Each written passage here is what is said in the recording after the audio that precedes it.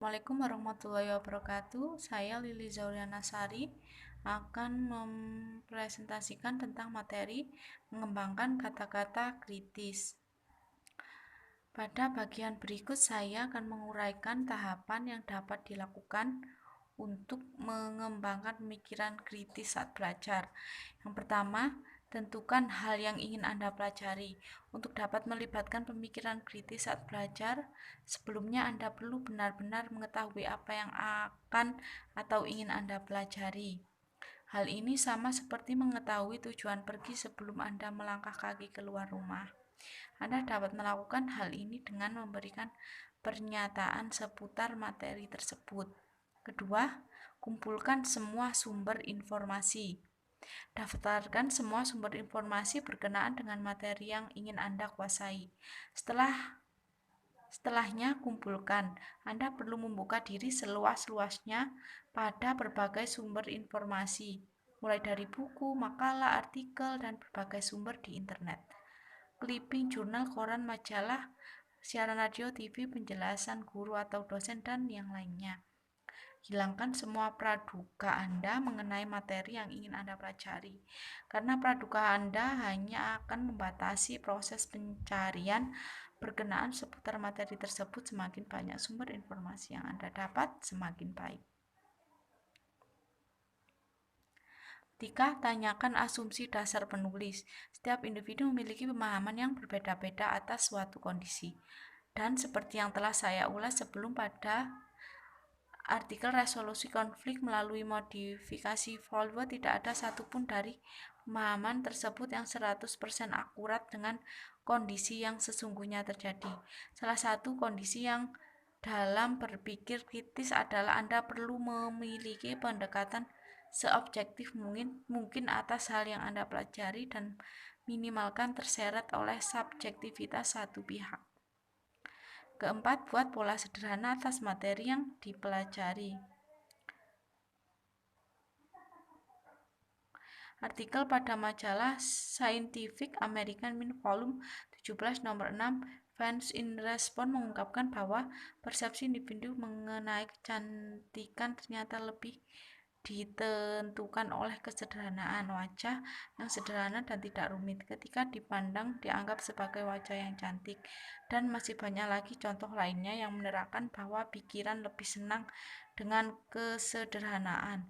Saya beranggapan hal ini salah satunya disebabkan oleh mekanisme kerja pikiran manusia yang tidak senang dengan kompleksitas.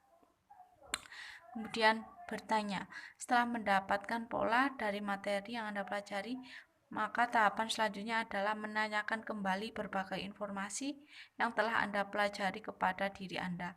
Hal ini salah satunya ditujukan untuk mengaktifkan pikiran Anda dan terus mengembangkan berbagai hal yang telah Anda pelajari. Dengan bertanya, Anda mengidentifikasi berbagai hal yang mungkin belum Anda kuasai mengenai materi yang Anda kuasai. Tanyakan berbagai pertanyaan yang memancing untuk memperbesar medan pemahaman Anda. Yang keenam, kemukakan. Setelah Anda belajar mengenai sesuatu, tentunya Anda ingin mengetahui seberapa baiknya penguasaan Anda.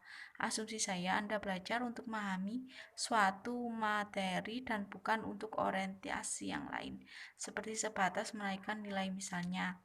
Nilai merupakan konsekuensi logis atau pemahaman Anda. Dengan demikian, wajar sekiranya saya merasa aneh ketika mendengar atau melihat iklan berbagai institusi pendidikan.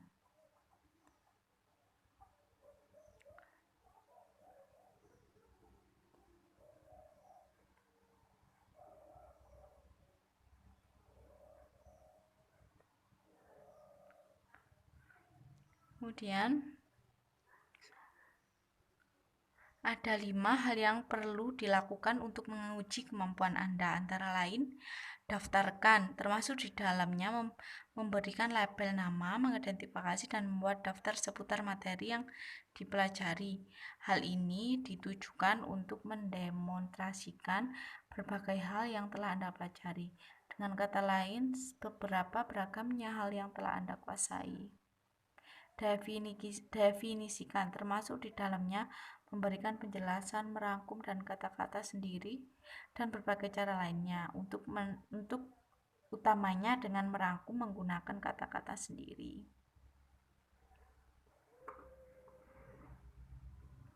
Kemudian pecahkan masalah. Termasuk pula di dalamnya memberikan contoh berkenaan dengan materi yang Anda pelajari.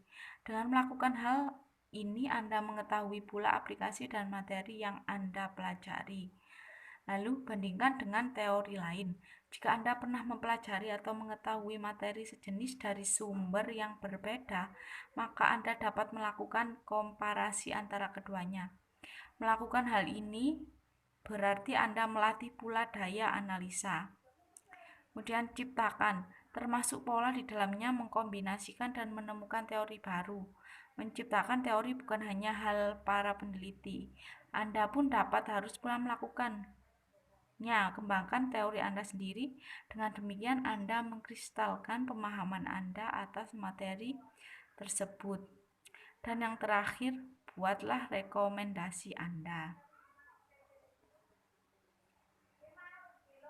Cukup presentasi saya materi mengembangkan kata-kata kritis. Semoga bermanfaat. Assalamualaikum warahmatullahi wabarakatuh.